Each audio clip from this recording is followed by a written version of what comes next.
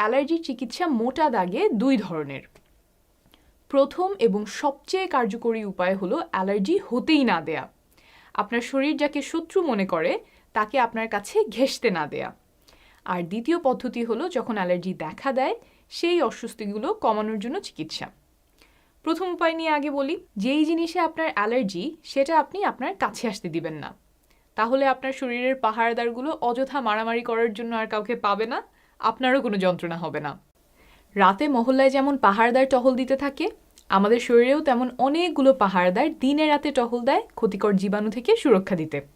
আমরা যে প্রতিদিন অপরিষ্কার কত কিছু খাই, বাতাসে ভেসে বেড়ানো কত জীবাণু শরীরে ঢোকে, তাও আমরা অসুস্থ হই না এই পাহারাদারদেরই কল্যাণে। ক্ষতিকর জিনিসগুলোকে ধরাও পাকড়াও করে একদম নিশ্চিহ্ন করে দেয়, আমরা কিছু টেরও পাই না। এটাই হলো আমাদের রোগ প্রতিরোধ ব্যবস্থা। তবে এটা সবসময় নিখুঁতভাবে কাজ করে না, মাঝে মাঝে ভুলও করে বসে, তখনই দেখা দেয় অ্যালার্জি।